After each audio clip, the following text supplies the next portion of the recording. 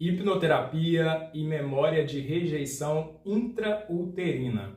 Ao longo dos anos, eu atendi 3 casos onde as pessoas elas acessaram memórias, registros traumáticos intrauterinos, ainda dentro do útero. Nesse caso, essa paciente ela já fazia terapia ao longo dos anos para o tratamento de depressão, de ansiedade, síndrome do pânico, e ela tinha um sentimento de rejeição por parte da mãe. E ela não entendia muito bem, o porquê que ela se sentia tão rejeitada da maneira como ela se sentia, mesmo a mãe tendo sido uma mãe acolhedora, estado presente.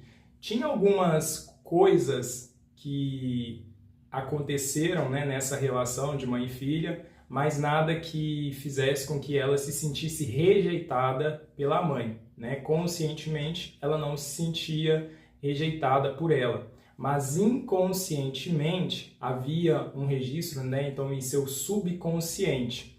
Quando nós realizamos a hipnoterapia, ela acessou o seu registro traumático armazenado na sua mente subconsciente, ainda dentro do útero da mãe. No momento ali do acesso, ela começa a descrever a sensação ruim que estava ambientada ali dentro do útero.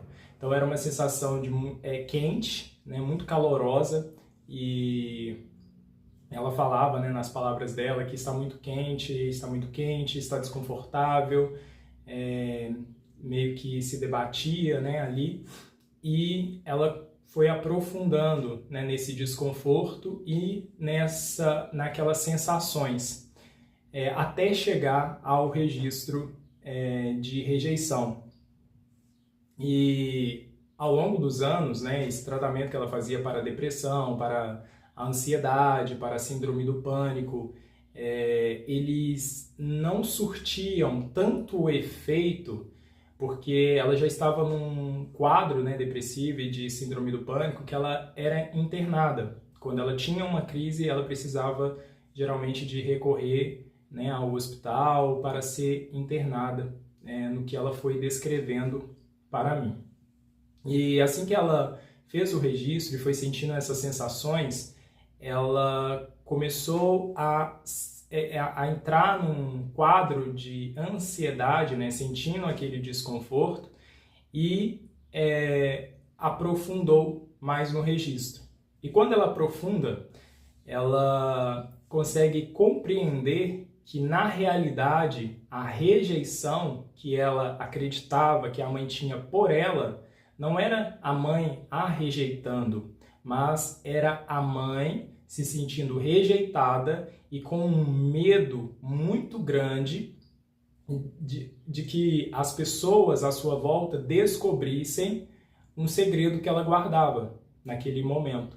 Então a mãe estava em um estado ansioso muito grande, e ela descrevia as sensações ali de desconforto, de calor ali naquele útero, e ela conseguiu ver o porquê a mãe estava sentindo aquele medo, ansiedade, desespero e também rejeitada.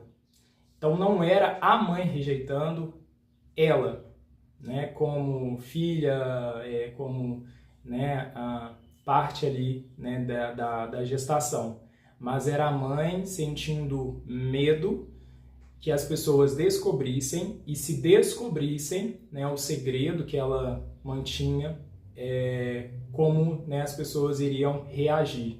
Então, tudo aquilo ali, naquele momento, foi acessado por ela. Nós sabemos, através de muitos estudos que hoje tem, através da ciência, da medicina, da neurociência, que existem as memórias, os registros de memórias intrauterinas que todos nós carregamos e que favorecem o nosso desenvolvimento. Mas também, quando existe um registro que a gente pode pensar que em alguns casos é raro, não é qualquer pessoa que, né, vai traçar ali o processo hipnoterapêutico e vai acessar uma memória intrauterina.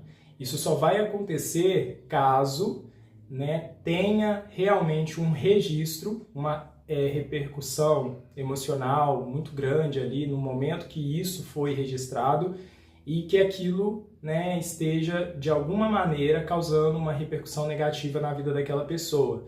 Não é simplesmente querer acessar a memória intrauterina, o registro, né, e acessar.